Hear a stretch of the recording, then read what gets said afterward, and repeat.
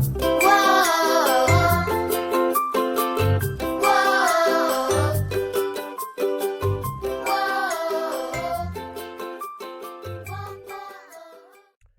guys, Comic Boom here to review the final week of Future State and to wrap up all these storylines. How did things wrap up? Doesn't make a lot of sense.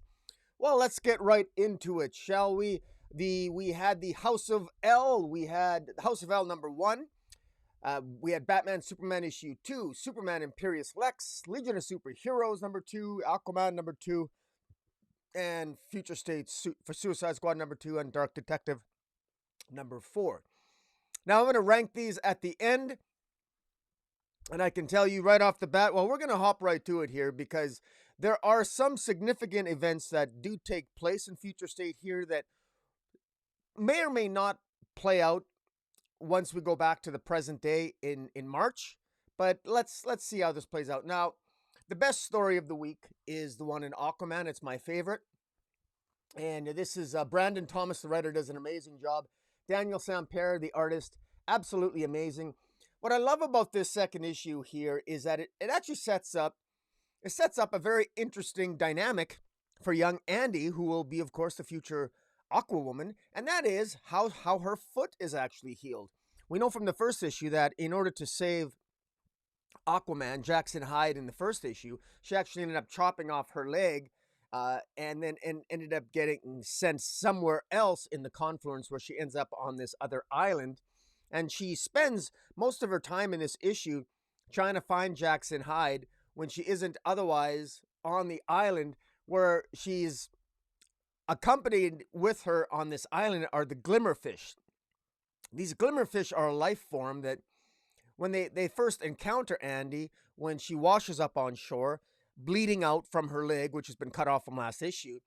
And Andy ends up accidentally, she's crying out for help, and the Glimmerfish are debating whether or not to help her. But before they can decide to help her, Andy accidentally uses her powers in the trauma she's going through. She's in shock, and in the trauma that she's going through, she ends up forcing one of the Glimmerfish to help her. And she doesn't even know what that means, but one of these Glimmerfish attached to her leg and becomes permanently attached to her leg. And this creates somewhat of an antagonistic relationship between her and the Glimmerfish.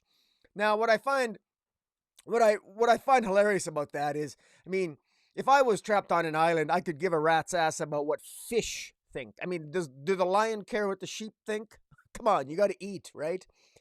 Why, Andy rightfully, I think, Andy goes, in my view, farther than I would, caring about these opinion of these telepathic Glimmerfish that get really upset with her because they want her to return their brother that is attached to her leg, but she won't relinquish control of this Glimmerfish that's attached to her foot because it's in fact formed a foot, and it feels just like her normal foot.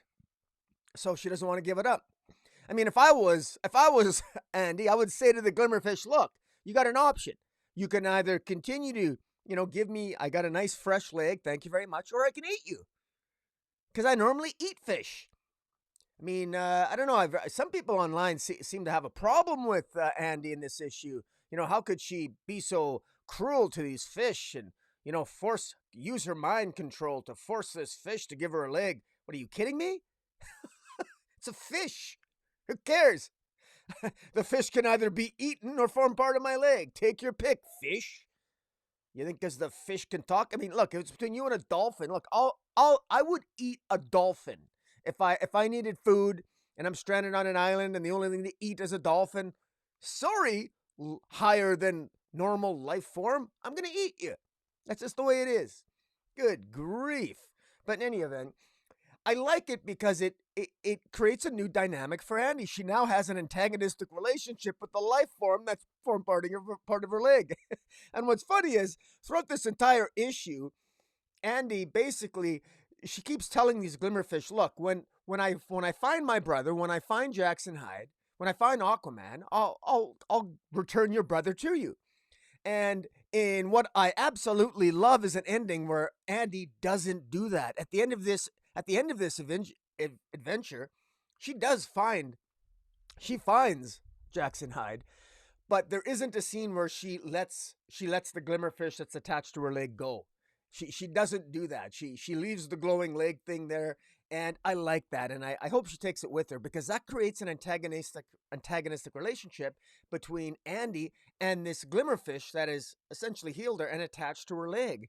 And I think that creates an interesting dynamic, because it might show that Andy still hasn't completely processed or dealt with her trauma or dealt with her anger yet. And I like that. I like that it shows us Andy to be hard ass, and she's not perfect. She's willing to use others. In particular, she's inclined, if she has to, yeah, she has no problem controlling the fish. Much has been made about Aquaman. Aquaman only talks to the fish and, diplomatically, convinces them for help. No, Andy basically says, no, I'm going to control you. And I personally don't have a problem with that. I like that, because it creates more of an antagonistic relationship for Andy. And the challenge she has is, how do you overcome that temptation to control them and let them go and let them decide for themselves? Because that's one thing that she struggles with, and Jackson Hyde helps her with that. And she lets go of the fish at the end of this issue, but not the glimmerfish that's attached to her leg. So it's very interesting. I love that dynamic that is set up for future issues. Unfortunately, this is the last issue, but I really like that. And plus, it creates an antagonistic relationship between Andy and these life forms of the glimmerfish. I think it's just a brilliantly written issue. Brandon Easton does a great job. I love what it says. He's put a lot of thought into this, and it really shows. Great issue, by far the best of the week. Now, Batman and Superman, I thought this was one of the, I was disappointed with this. This is written by Yang and art by Oliver. I didn't really particularly enjoy this one. I didn't really like the ending. It's Superman is in Gotham City, and Superman is incapacitated through the use of a kryptonite knife by Mr. Pig. Mr. Pig is utilizing Superman to try to create... you know what? I even forget. It's not important. I can probably look it up here. Anyways, I was bored senseless. Oh yes, they were using Superman's DNA in order to create eyeballs to increase Kryptonian eyes, just like Superman, to put the eyes on various other life forms like birds and other life forms and rats in Gotham City, so the magistrate could spy more effectively on the various people of Gotham. So it's utilizing Superman's DNA to create higher life forms for the purposes of surveillance. Batman ends up rescuing Superman more or less, and they end up having a fight, and blah, blah, blah. Batman tells Superman to leave. You're a liability to me, because they clearly have kryptonite and they can defeat you. And Batman's thinking to himself, well, I don't want you to die. That's, Batman cares about Superman, and he wants Superman to leave his city to let him handle it. He doesn't want it on his conscience if Superman dies in Gotham City trying to help out Batman when it's really Batman's turf. Batman doesn't really come out and say that to Superman, but Superman gets a sense of that.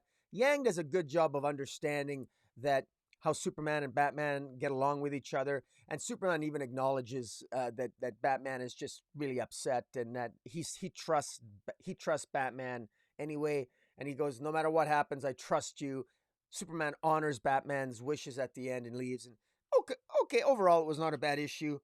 But, kind of meh. You don't really need it. But again, I will be picking up Batman and Superman by Yang in the future, because I do think he's a decent writer. And there's always, he understands the characters. I like his character work, even if I don't always like the story.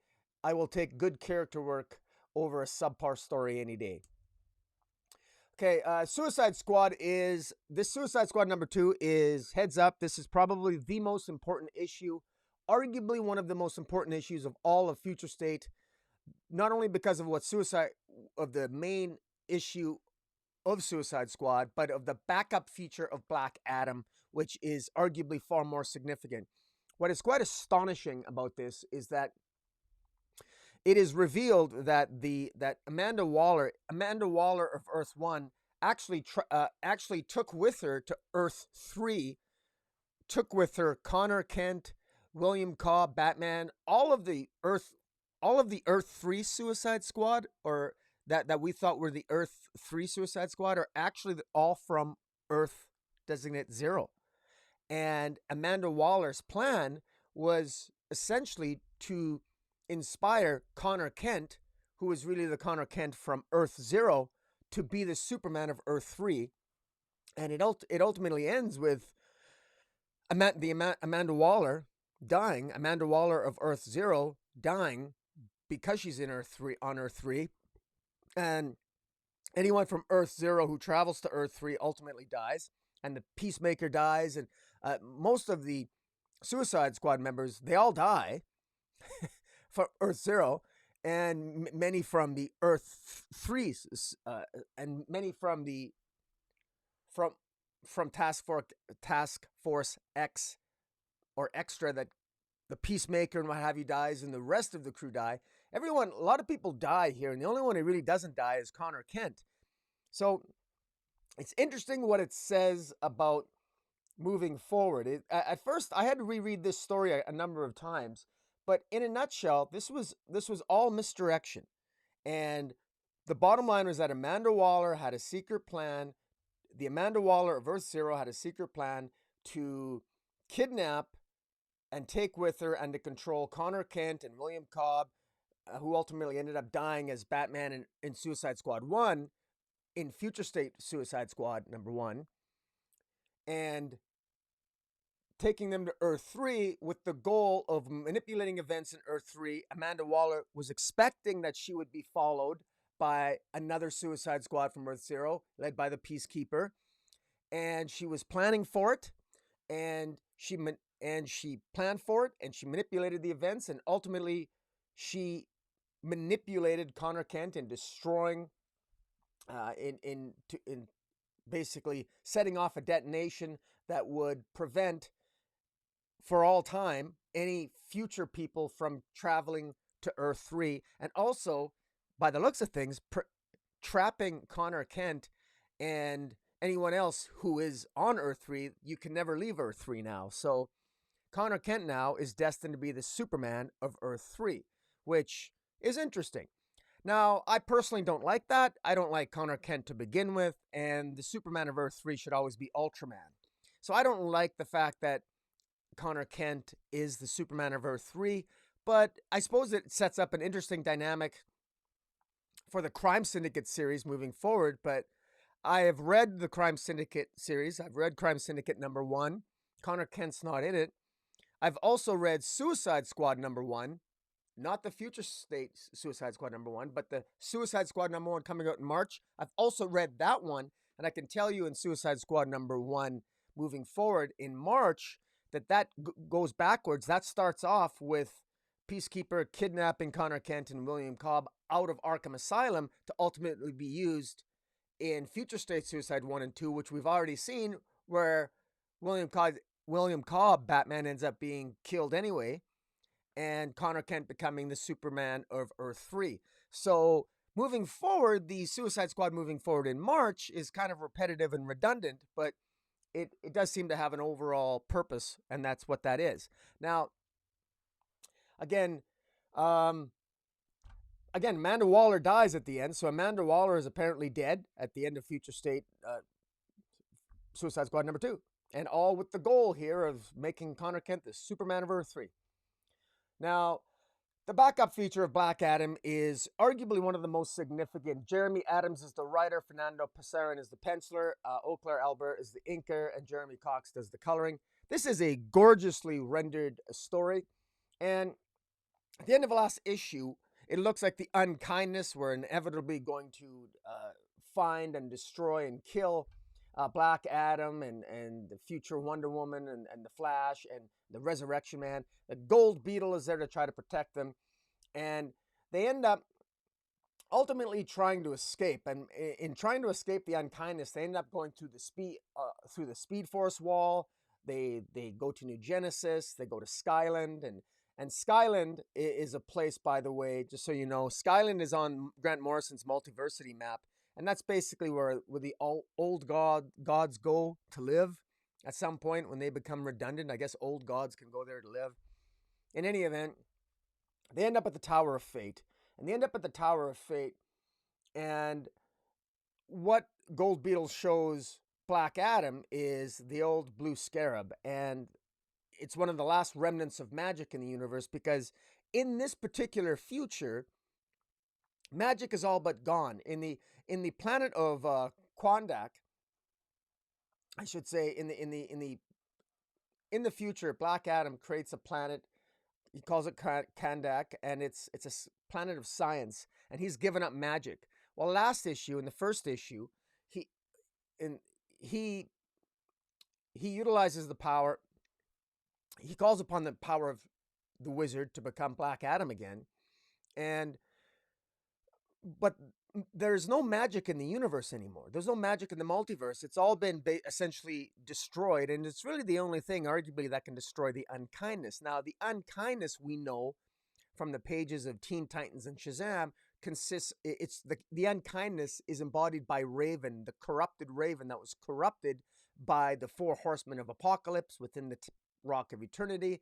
When she ultimately escaped, the unkindness infected Raven again, and she became the unkindness. So we had these bad spirits combined with the four horsemen of apocalypse. She became the unkindness, and the unkindness is essentially going through space and time and eating up all the timelines, and ultimately making its way to the Tower of Fate to finally destroy the last remnant of the rebels, so to speak, which consists of Black Adam, Wonder Woman, and the Wizard, and the Resurrection Man, and Gold Beetle. And the Gold Beetle is there because the Gold Beetle works with the linear men, trying to protect the integrity of time. And ultimately, Gold Beetle gets destroyed because her timeline is eaten up. Wonder Woman ends up disappearing as well. It's implied because her timeline is eaten up. And the last ditch effort that they have, the Wizard says to Black Adam is, say my name. So he says Shazam, and ultimately he gets sent back. The Wizard has one last bit of power to send Black Adam back through time, through the Speed Force, and through disrupting the fundamental fabric of the Omniverse, and finally back into the Rock of Eternity, back into the year 2021. And in the year 2021, he realizes that he's in hell, and he's back, and he's trapped just like he was in his past. But now he's got some new motivation, because the Black Adam, remember, Black Adam and Wonder Woman have a child, and Wonder Woman is pregnant with his child. And in the future, he wants to protect the integrity of his child. Long ago, Black Adam blamed the Wizard for losing his first family in Kondak in the ancient days. And now he's got a second chance of having a family. But in order for him to have that family, he's got to make sure that that future where the unkindness takes over and destroys the multiverse, he's got to make sure that that unkindness future never comes to pass. And that's why Black Adam has a change of heart. And you're going to see in Justice League #1, written by Bendis. We saw that teaser in Infinite Frontier #0. We saw a feature with the Bendis written Justice League 8-page insert that shows Superman and the Flash being told by others that Black Adam has basically become a good guy now. And that sort of ties into this, because it's likely that the motive that the present day Black Adam has is ultimately he remembers the future, and he knows that ultimately he must prevent the unkindness from taking over the universe. So everything sort of comes into play here. That's why this is such an important backup feature, because it really ties into Black Adam in the present day, and likely will tie into the Black Adam's motivations as written by Bendis in the pages of Justice League. That's what I believe. One little thing to mention here is Tempest Fugonaut. When Black Adam was sent back in time, it appears as if Tempest Fugonaut was killed. Tempest Fugonaut looks like he was disemboweled. I'm not sure what the significance of the death of Tempest Fugonaut is, but you recall that Tempest Fugonaut was in fact one of those guardians, he's sort of like the watcher of the DC universe, who sort of watched the various events play out in various multiverses in the Omniverse. But apparently now he's dead. So this is interesting, because we know, of course, that the ultimate force, the ultimate nefarious force that has come out of the pages of DC Death Metal #7, is that this nefarious force is ultimately revealed to be Darkseid. And we know from the DC Infinite Frontier issue 0 that Darkseid has incorporated and absorbed all of his different aspects from all over the omniverse. So there's only one dark side, and he, in fact, has killed the quintessence. And so there is nothing to stop Darkseid. Or if there is, well, is it going to be a force that's put together by Black Adam? And if there's only Darkseid, and we still got to also worry about the future Unkindness and the Four Horsemen of Apocalypse, well, then really these heroes really at some point have to come together. The heroes of the totality, as embodied by Justice League Incarnate, and of course what Black Adam knows. And it's an open question. Will the present-day Black Adam, share what he knows about the future with the other members of the Justice League once that series gets underway, written by Bendis? Okay, the next one, Dark Detective here. This finale, issue 4 of Dark Detective, Marika Tamaki, I got to give her compliments, and Dan Mora on the art was really good. I thought this ended as I expected. It ended. I don't really have a lot to say about this. I enjoyed it. I was entertained. I thought it was really good. It put a smile on my face. Batman ultimately ends up facing the Peacemaker at the end, Peacemaker #1, and he actually, there's a little bit. I thought it was a little bit convenient and maybe forced a little bit that. It just so happens that the daughter of his crazy landlord happens to be the top computer hacker for the magistrate. That was very convenient. Bruce Wayne just sort of stumbled upon that information. That seemed kind of convenient.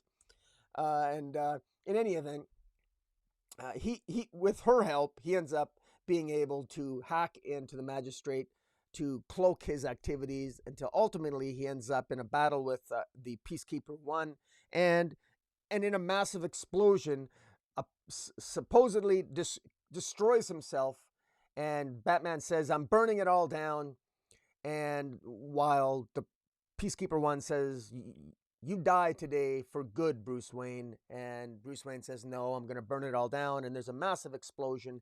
And then it says, to be continued, Bruce Wayne's adventures continue next month in Detective Comics 1034.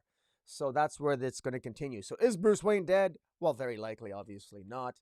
But there you have it. Overall, not bad. I'd recommend it. The backup feature in Dark Detective is the Red Hood storyline in part 2 of Run, Red Hood, Run, written by Joshua Williamson, art by Giannis Melaniganis, whatever. I'm happy to report that the art in this issue by Giannis Melaniganis, or whatever, is much better than it was the first time around. Here we have the White Rabbit show up, and I'm a little bit buffaloed by what went on here. It appears as if the White Rabbit is actually working for the magistrate, and apparently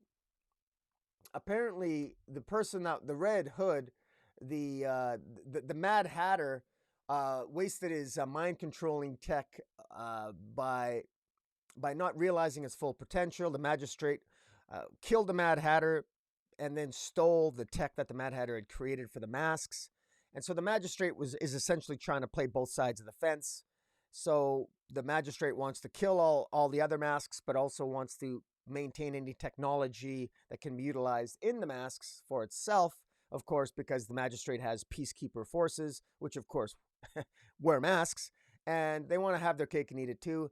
In the meantime, I'm a little bit confused because last issue and through most of this issue, the masks are after Jason Todd, and then at the end, suddenly they apologize and say they weren't after Jason Todd and it was some sort of mistake.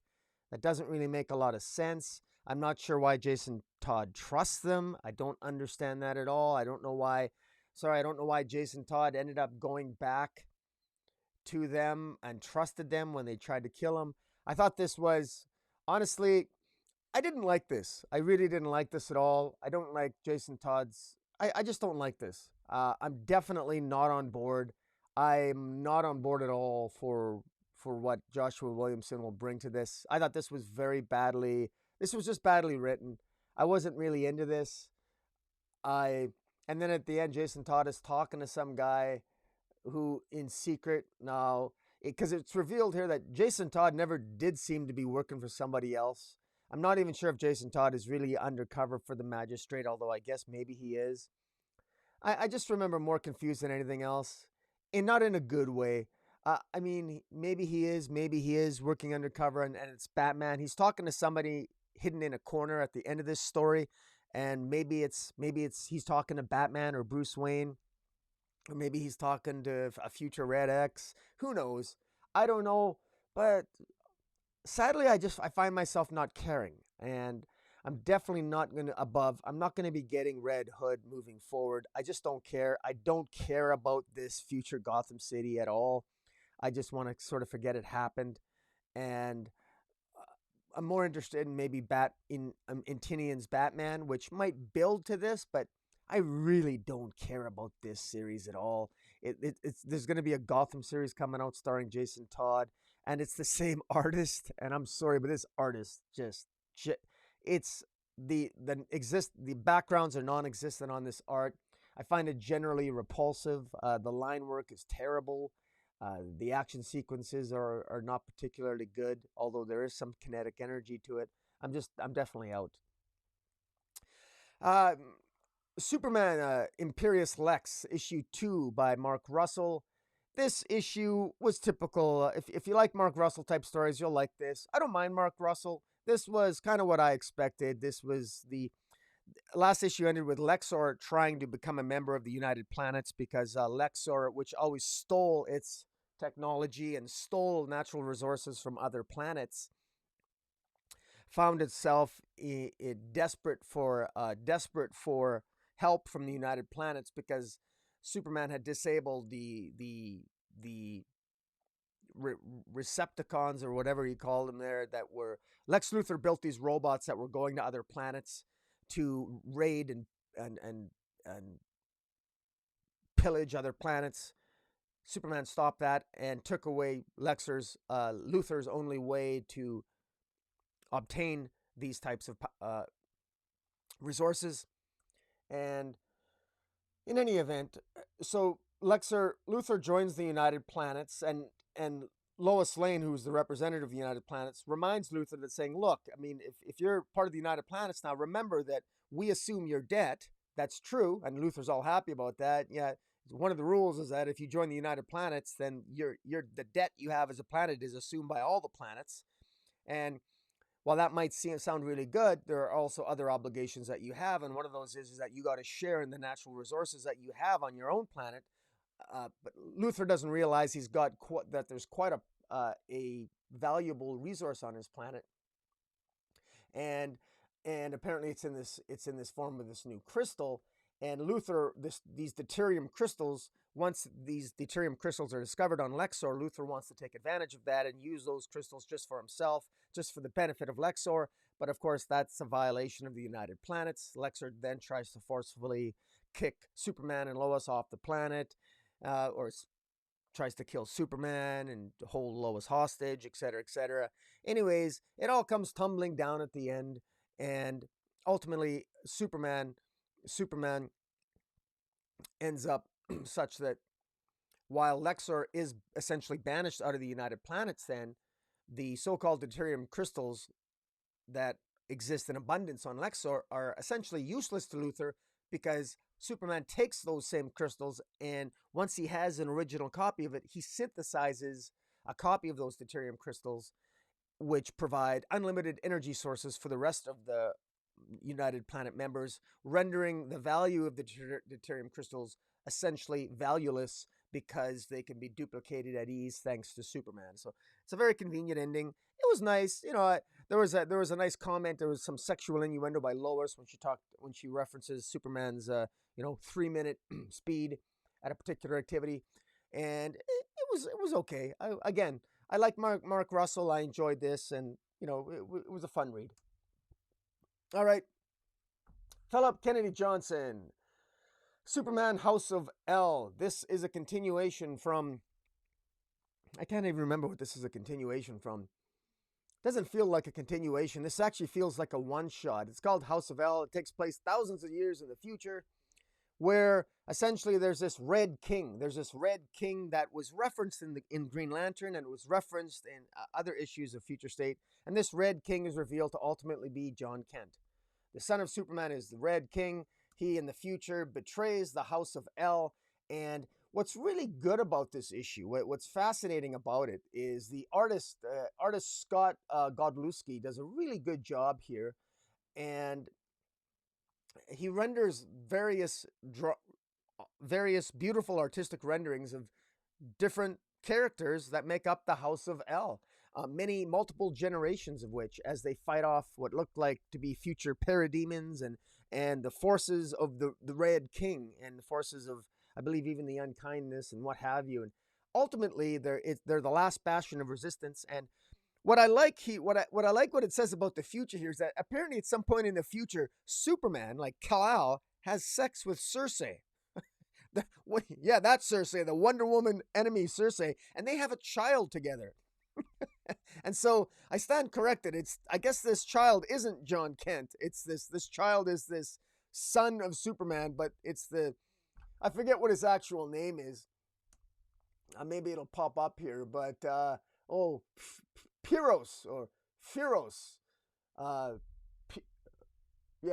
Pyrrhos. I guess what a name, Pyrrhos. So it's not John Kent, it's this other offspring called Pyrrhos, the offspring of Superman and Circe. How much sex did Superman have going into the future? I mean, does he have children all over the place?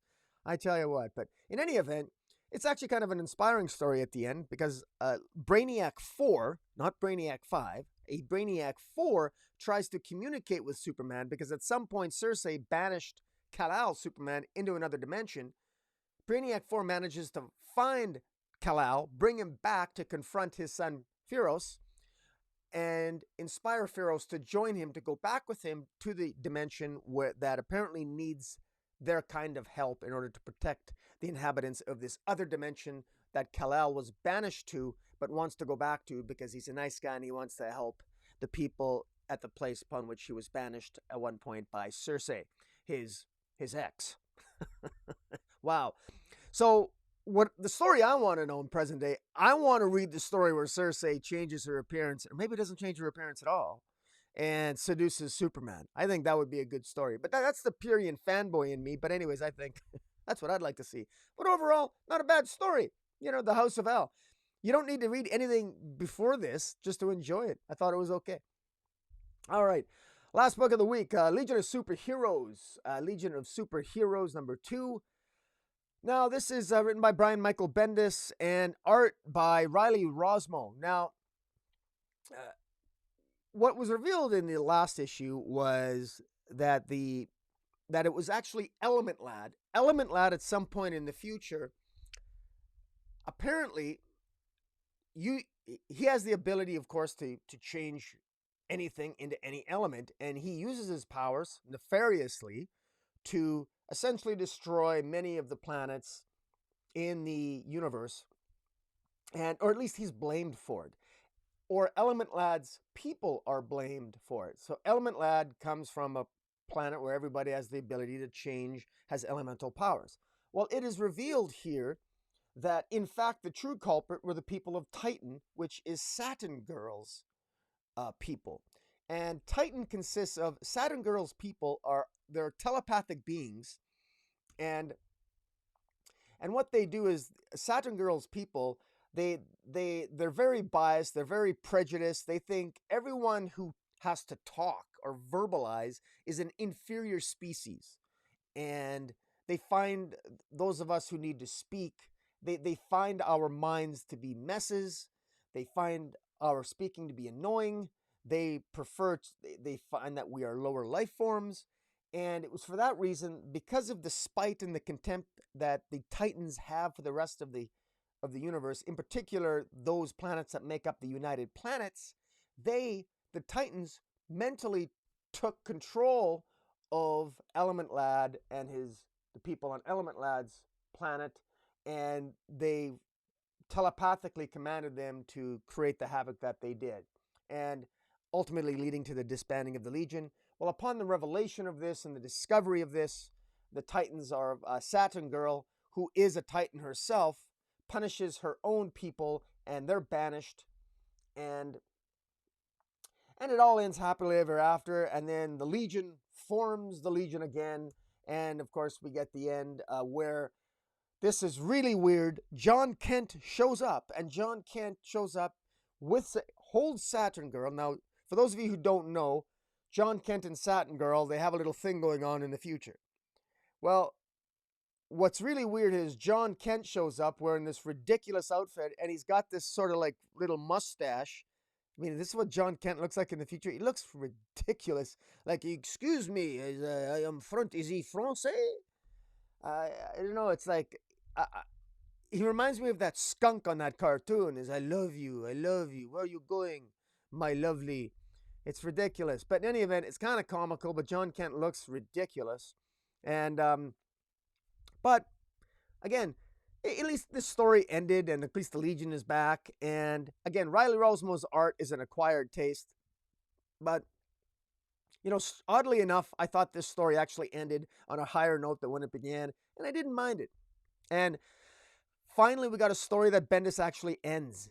And there's actually something that happens in a Bendis story, and it actually ends. God forbid. What can I say? So, in the end, let's wrap it up. My least favorite overall, I mean, actually this week overall, I didn't even mind it, quite frankly. I thought all the stories were okay. They ended okay. Last place was Legion, though, and they're at 7th place, followed by Batman, Superman in 6th, Superman and Pyrrhos, Lex in 5th place, House of L in 4th, Dark Detective in 3rd, Suicide Squad with that amazing Black Adam back up and is at the 2nd place, and Aquaman is in number 1 place, and it's really an Aquawoman tale. Fantastic tale, fantastic art. Brandon Easton, you did a great job, and the art was just absolutely amazing. Thank you, Sam Pierre, on the art. But in any event, guys, tell me what you think of Future State Week 8. I thought things wrapped up rather well. I think it's very interesting to say what it says about the DC universe going forward, with Black Adam coming back in time to prevent the formation of the Unkindness. And you also have to wonder, does Black Adam know about Raven? Does Black Adam know about what may happen at Titans Academy? How much does the future Black Adam know in order to change now that when he comes back in time? That's very interesting. And moving forward with the comic books to watch going forward into March are clearly Titans Academy with the mystery of Red X, and knowing what will happen with Miguel and the H-Style and the attempted resurrection of Roy Harper, which will fail because we know Roy Harper is in fact alive. We know that from the pages of Infinite Frontier issue 0. Will Roy Harper become Red X? I don't know. That's an interesting question. What are the circumstances that make Dick Grayson turn into or eventually become Dickstroke or Deathwing? Better Dickstroke if you ask me. What is going to happen? And the events that lead to Shazam's corruption and Raven's absorbing the selves of the 4 Horsemen of Apocalypse, and her incarceration at the Rock of Eternity, ultimately for her to bond with the Unkindness, leading in the Unkindness to destroy the multiverse. Can that future be avoided? That's what we're going to have to find out moving forward in the DC Universe in March moving forward. Guys, let me know what you think of Future State. Week 8, this is the end. No more Future State. Let me know what you think. Hit the subscribe button. Follow me on Twitter at Metropolis40. And until next time, guys, Comic Boom out. Whoa.